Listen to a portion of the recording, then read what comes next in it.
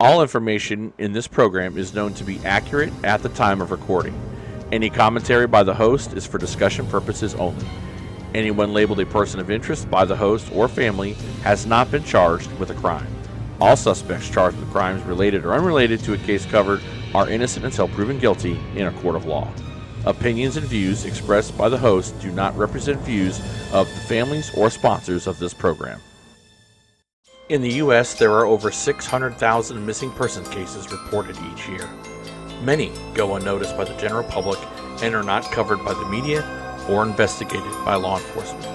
Here is just one of these stories.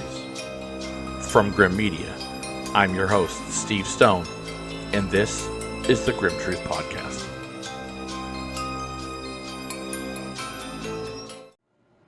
This is episode 23, the Sandy Bennett case. Hello, everyone, and welcome to episode 23 of the Grim Truth Podcast. I'm your host, Steve Stone. A lot of our missing persons cases are baffling. Like, when a person goes missing, we don't know what happened. It's just a huge mystery, and not all the answers and pieces to the puzzles fit. In Sandy's case, some pieces to her puzzle fit, and we're going to get into that today. Sandy Bennett was like one of us, a regular human being who, as many of our missing do, are just trying to live life the best they can. Whether they're battling addiction, whether they're just trying to keep their head above water, and then in a blink of an eye, they're gone. And it's no different from Sandy's case. Sandy went missing on April the 12th of this year, 2021. She has blonde hair, blue eyes. She was between 170 and 180 pounds, 60 years old, and she went missing. The problem with this case is trust, and trust in a family to take care of Sandy while her daughter was away, and we're going to get into that too. I had the pleasure to speak with Pam and Terry, and they discuss the type of person that Sandy is and the day-to-day struggles that she was going through and the fight that she was putting up to change things around. Here's Pam Bennett. She has been like a sister to me since I was like 11, 12 years old. So Okay. Sandy was she's always a good-hearted person. I hadn't been around her a lot in the last few years. She was a good mom. Yeah, she has two. Robbie is the oldest, and then he was from a previous relationship, and then she has a daughter with my brother Terry, Brittany. Sandy got lost in life, I feel. It's hard for me to talk about it. She did get addicted to meth, and she'd been living a life that just was not a way that I ever seen her live a life. She lived out. She lived without water and electric. She'd live in a tent. You know, just things that you wouldn't expect, things you would not think.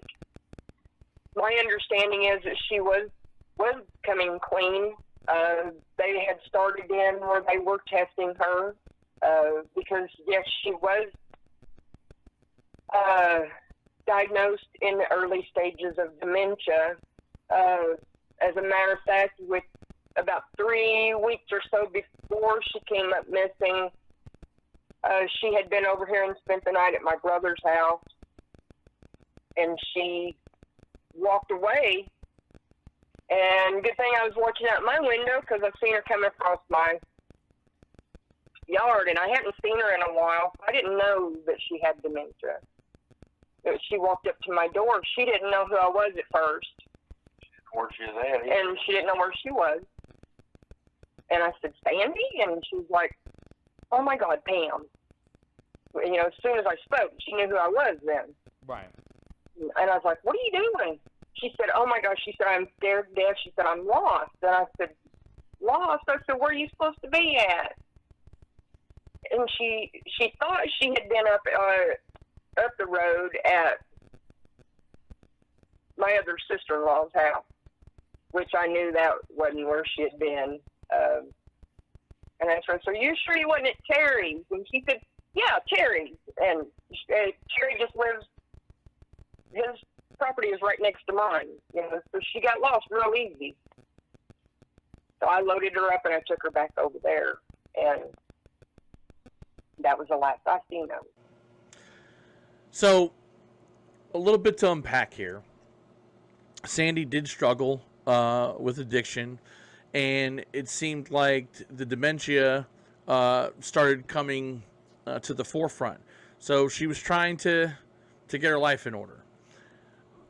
What's going to be the problem with Sandy's case is the people that were trusted to take care of her.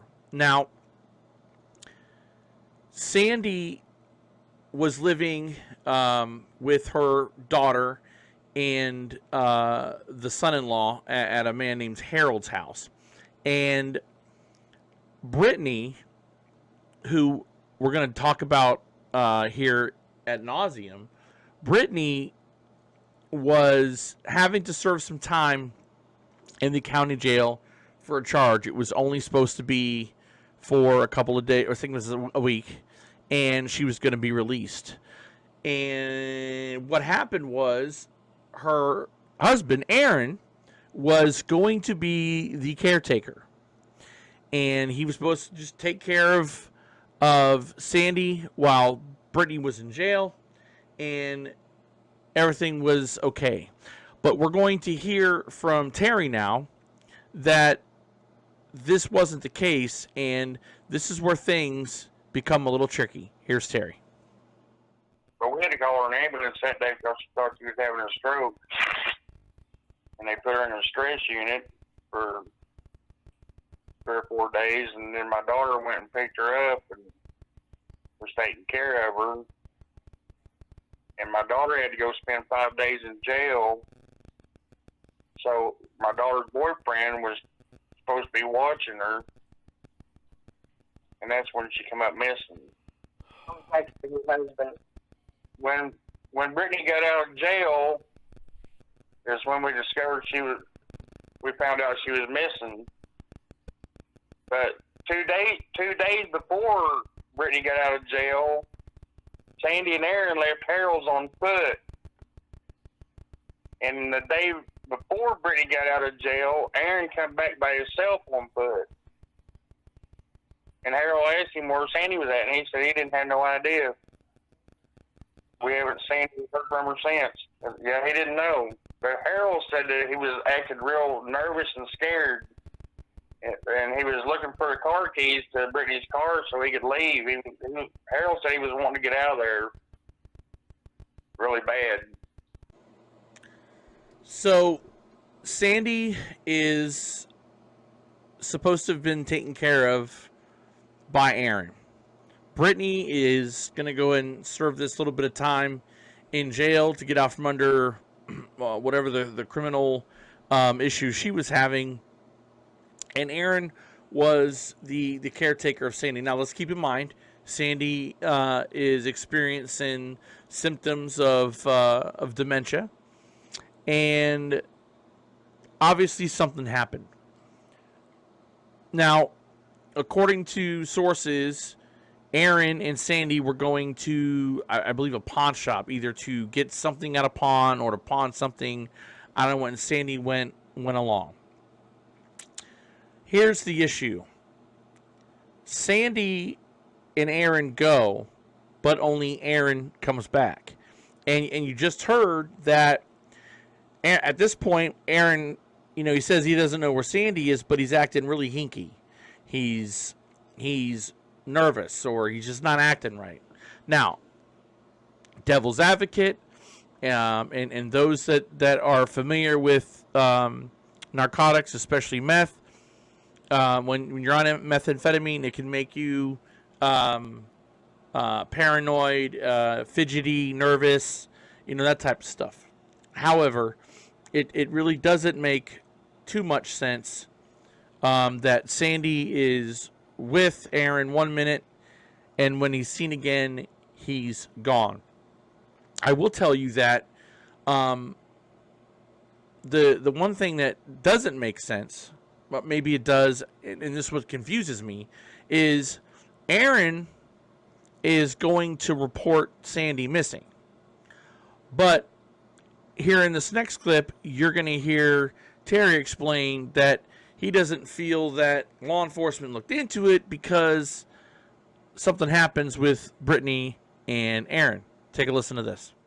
Well, I don't think the cops even went down there because when Brittany got out of jail, her and Aaron stole Harold's Jeep and went to Kennett, Missouri, and then we didn't hear nothing from them till the law found out where they was at and went down there and got them and brought them back up here and put them in jail. In many cases, like I said in the beginning of this podcast, you have to follow the pieces of the puzzle, and sometimes they fit, sometimes they don't. Most of the times they don't. In Sandy's case, there are pieces of the puzzle and they fit. It's not speculation when you look at a timeline and the people in that timeline, and they kind of coincide. They run in together. Prime example, Aaron's the last one to see Sandy. They leave to go on this walk to get this item out of a pawn shop. He returns. She does not. He's acting weird. He's acting nervous, paranoid. Could it be the meth? Possibly. Could something have happened? Possibly too. You have to look at where the evidence leads you. The second thing I would say is that Aaron reports her missing. So is she legit missing, or is that him CYA? We don't know. What we do know is that once Brittany, once she gets out of jail, Brittany and Aaron, they go on a trip. They steal a Jeep, and they're gone. And eventually, they are brought back. And according to Pam, when the detective who is handling this case, who happens to be handling the Ivor Briscoe case, said to Brittany that he believed her mother to be dead. I don't know how he knows this, but he does. Again, this is in the same area where Ira Briscoe and Lyman Little are also missing. And, I don't necessarily believe in coincidences. There's a lot obviously going on in this area. I have networked with lots of people in this area, and it just seems like there's a lot going on. Obviously, when you're dealing with addiction and especially methamphetamine, there's a lot of stuff going on. And there's a lot of people that get dragged down into this, and it becomes your life. It takes you over. The grim truth about Sandy Bennett's case is she's missing and something happened. Now, if this detective in Howell County believes that she's dead, and that's a true statement, and I haven't had a comment from him, but if this is a true statement, then why doesn't she deserve to be looked for?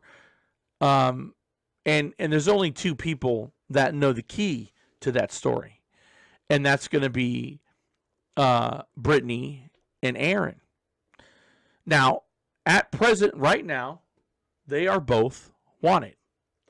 Brittany Davis is wanted for second degree felony, stealing firearms / explosive weapons, ammonia nitrate ×5, $750 or more, another felony, possession of a controlled substance, 35 grams or less of marijuana, and a synthetic cannabinoid, probably spice. So she is presently wanted for theft. Also, Aaron is also wanted for second-degree burglary, stealing firearm or explosive weapon ammonia nitrate times 5, and stealing $750 more dollars of property. They are both wanted by law enforcement, and I think that if we're going to be doing our due diligence in this case, if law enforcement is going to be doing their due diligence in this case, it would probably be best to ask them what happened to Sandy. He's the last one to see her. In talking with the family, I think Brittany knows something. Obviously, I believe that she obviously wasn't a part of it because she was incarcerated at the time, but I believe she knows.